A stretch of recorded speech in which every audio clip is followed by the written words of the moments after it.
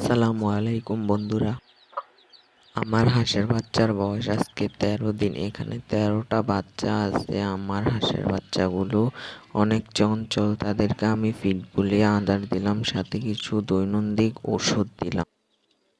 তোমরা যদি জানতে চাও এখানে কি কি ঔষধ দিয়েছি হাঁসের বাচ্চাগুলোকে, তাহলে এই ভিডিওতে 500 সাবস্ক্রাইবার পূরণ করে দাও।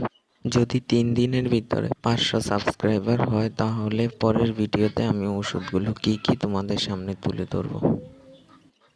যদি 3 দিনের ভিতরে 500 সাবস্ক্রাইবার হয় তাহলে তোমাদের সামনে আমি ভিডিও তুলে ধরবো ওষুধ কি কি ওষুধ দিয়েছি হাঁসের বাচ্চাগুলোকে। তোমরা সবাই আমার হাঁস মুরগির জন্য দোয়া করবে, কারণ আমার হাঁসের বাচ্চাগুলোকে তোমাদের সামনে আমি দেখিয়েছি। তোমরা আমার হাঁসের বাচ্চার জন্য দোয়া করবে বেশি বেশি করে, যেন এগুলো তাড়াতাড়ি বড় হয়, তোমাদের সামনে সুন্দর সুন্দর ভিডিও তুলে ধরতে পারি।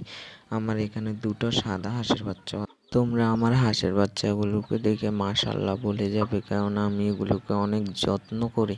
আমার যত্নে এই হাঁসের বাচ্চাগুলো 13 দিনে এত বড় বড় হয়েছে। তোমরা এই হাঁসের বাচ্চা জিরো সাইজ থেকে ঔষধটা দিবে, তাহলে ভিটামিনটা দ্রুত কাজ করবে। আর আমি এদেরকে 3টা ভিটামিন খাওয়াচ্ছি, একটা অ্যান্টিবায়োটিক খাওয়াচ্ছি।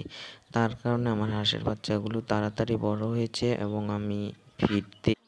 তোমরা তোমাদের চীনা হাঁসের বাচ্চাকে কি কি ঔষধ খাওয়াও এবং কি কি আদার খাওয়াও আমাকে কমেন্টে বলবে। আর এখানে বড় ফিডগুলা খাওয়াবে, বড় ফিডে পাওয়ার কম, তাড়াতাড়ি বড় হবে।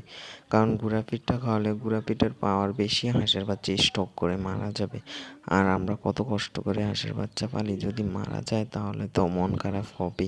আর এই হাঁসের বাচ্চাগুলোকে আমি 1 মাস বয়স পর্যন্ত তাদের মার সাথে